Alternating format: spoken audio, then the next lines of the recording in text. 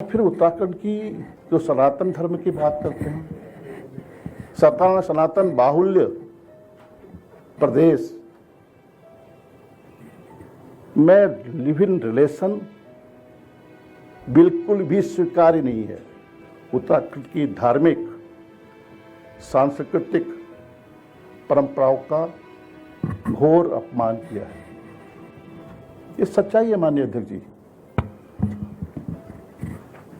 अन्य राज्यों के निवासी उत्तराखंड में आकर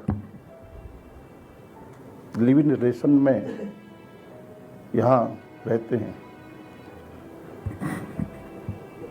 और उन्हें कानूनी रूप से स्थायी निवासी की भांति स्वीकारने के प्रावधान उत्तराखंड में बहुत बड़े डेमोक्रेटिक चेंज की ओर इस प्रदेश को ले जाएंगे। ये बहुत बड़ी साजिश है माननीय अध्यक्ष जी। और मेरा मानना है कि राज्य के जनता के साथ बहुत बड़ा षड्यंत्र भी है और बड़ी साजिश भी है। और समान नागरिक संहिता कानून लागू होने के बाद देवभूमि उत्तराखंड में लिव इन रिलेशन को निश्चित रूप से बढ़ावा मिलेगा। ये सच्चाई है माननीय अध्यक्ष जी। महिला बहनों के साथ उनको सारी जिम्मेदारी भरण पोषण से लेकर वो छोड़ के चले जाएंगे, अन्य राज्यों में चले जाएंगे और भरण पोषण की जिम्मेदारी यहाँ की पर्वतीय हमारे पहाड़ी हमारे उत्तराखंड की महिलाओं को झेलनी पड़ेगी। क्या इसको बारीकी से नहीं देखा? अपनी पीठ थपथपाने के अलावा कुछ किया? और प्रदेश के लोग, माँ बाप सब परेशान हैं, अभिभावक परेशान हैं कि कानून के दोहरेपन के कारण उत्तराखंड में युगल शादी के स्थान पर लिव इन रिलेशन में रहना पसंद करेंगे। शादी नहीं करेंगे, लिव इन रिलेशन में रहना चाहेंगे, अपनी जिम्मेदारी से मुक्त होना चाहेंगे। संबंधों से जन्मे बच्चों को और उनकी उत्तराखंड मूल की माताओं का भविष्य भी खतरे में होगा। उत्तराखंड में बजट सत्र के दौरान समान नागरिक संहिता यानी यूसीसी पर बोलते हुए नेता प्रतिपक्ष यशपाल आर्य ने लिव इन रिलेशन को कानूनी मान्यता देने पर गंभीर आपत्ति जताई है। उन्होंने कहा कि देश के किसी भी धर्म में लिव इन संबंधों को मान्यता नहीं दी गई है और उत्तराखंड की सनातन बहुल जनसंख्या में इसे स्वीकार करना असंभव है। आर्य ने आरोप लगाया कि यूसीसी में लिव इन संबंधों को कानूनी मान्यता देकर सरकार ने देवभूमि की धार्मिक और सांस्कृतिक परंपराओं का अपमान किया है। नेता प्रतिपक्ष यशपाल आर्य ने कहा कि यूसीसी के तहत लिव इन संबंधों को प्रोत्साहन मिलने से विवाह जैसी संस्थाएं कमजोर होंगी, लिहाजा लिव इन संबंधों को समाप्त करना आसान है, जबकि विवाह विच्छेद को कठिन बना दिया गया है। आर्य ने कहा कि इस कानून की वजह से युवा शादी के बजाय लिव इन संबंधों को प्राथमिकता दे सकते हैं, जिससे राज्य की सांस्कृतिक संरचना प्रभावित हो सकती है। और आज शुरुआत हुई है माननीय अध्यक्ष जी यूसीसी को लेकर, समान नागरिक संहिता को लेकर, और इसमें कहा गया कि माननीय विनोद चमोली जी का मैं इसलिए जिक्र कर रहा हूं, आदरणीय चमोली साहब का इसलिए जिक्र कर रहा हूं कि उन्होंने शुरुआत की, धन्यवाद प्रस्ताव में अपना उन्होंने अभिभाषण प्रस्तुत किया, भाषण दिया और उन्होंने कहा कि समान राज्य में समानता है, समान अधिकार का उसने जिक्र किया। क्या समान नागरिक संहिता में समानता दिखाई देती है क्या?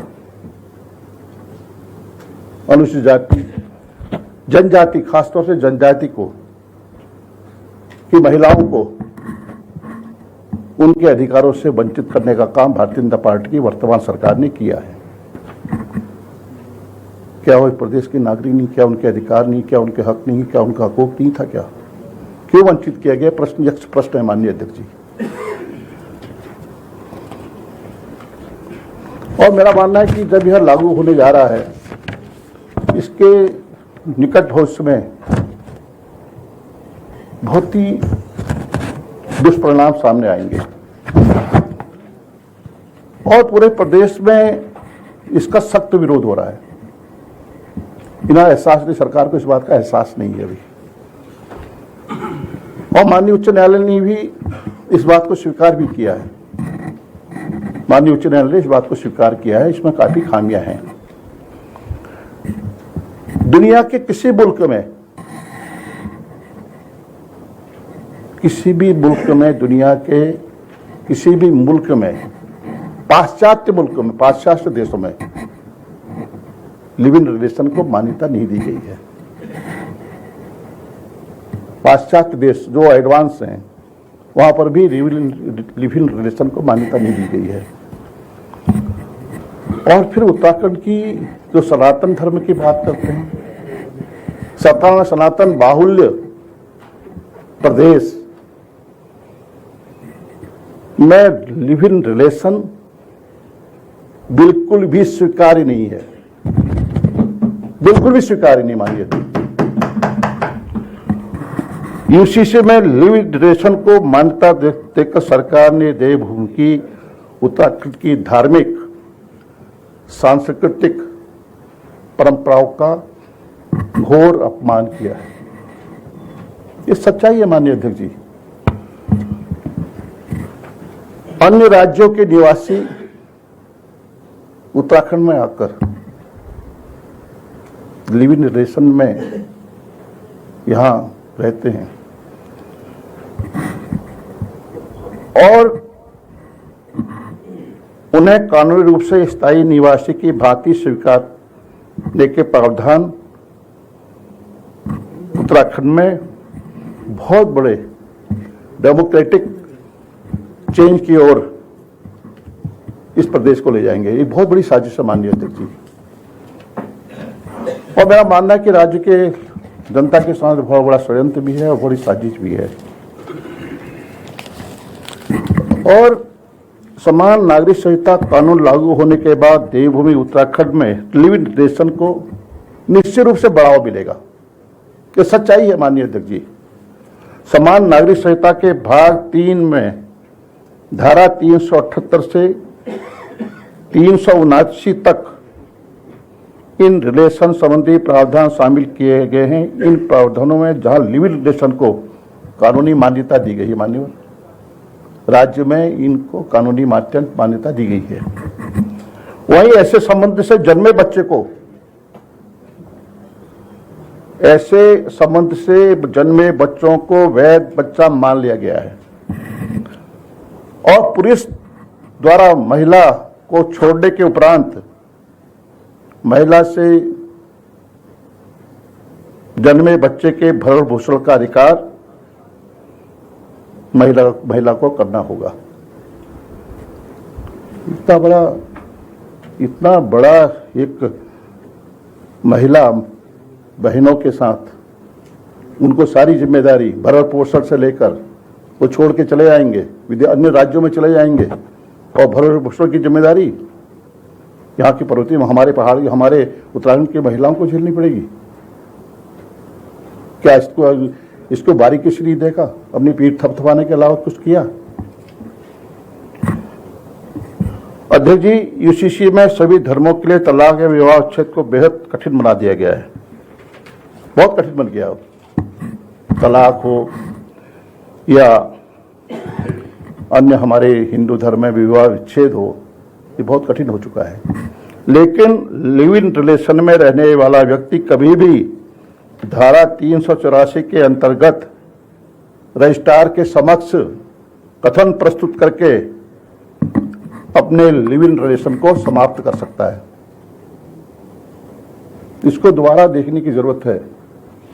कोई भी व्यक्ति रजिस्ट्रार के समक्ष जाकर अपने संबंधों को खत्म कर सकता है। और प्रदेश के लोग, माँ बाप सब परेशान हैं, अभिभावक परेशान हैं कि कानून के दोहरेपन के कारण उत्तराखंड में युगल शादी के स्थान पर लिव इन रिलेशन में रहना पसंद करेंगे। शादी नहीं करेंगे, लिव इन रिलेशन में रहना चाहेंगे, अपनी जिम्मेदारी से मुक्त होना चाहेंगे। और इन संबंधों को प्रारंभ करना भी और समाप्त करना भी बहुत बेहद आसान बनाया गया है माननीय अध्यक्ष जी। समान आचार संहिता में संबंध बनाना और संबंध तोड़ना ये बहुत आसान कर दिया गया है। और मेरा कहना है कि अभिभावक भी डरे हुए हैं, निवासी डरे हुए हैं।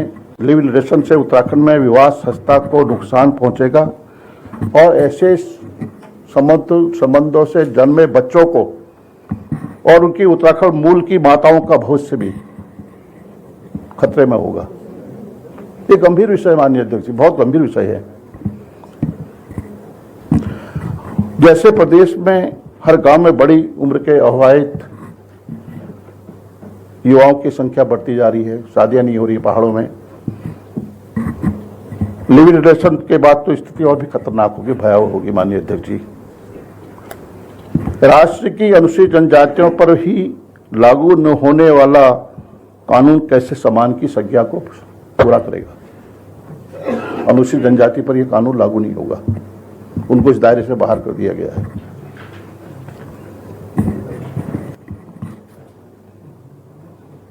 और मेरा मानना है कि यूसीसी एक सरकार का एक इवेंट था माननीय अध्यक्ष जी, जिसका जोर शोर से प्रचार किया गया।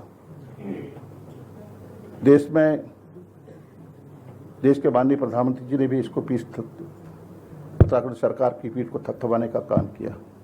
लेकिन इसमें कितनी कुरीतियां हैं, कितने इसमें खामियां हैं, कितना इसमें बच्चों को, युवाओं के भविष्य के साथ किस तरह से खिलवाड़ होगा, उत्तराखंड की अस्मिता के साथ खिलवाड़ होगा। उत्तराखंड के सनातन धर्म की हम जब बात करते हैं, सनातनी लोग हैं, उनकी भावनाओं को आहत करने वाला यूसीसी का कानून है, कौन बर्दाश्त करेगा माननीय अध्यक्ष जी? ये बहुत विचारणीय प्रश्न है।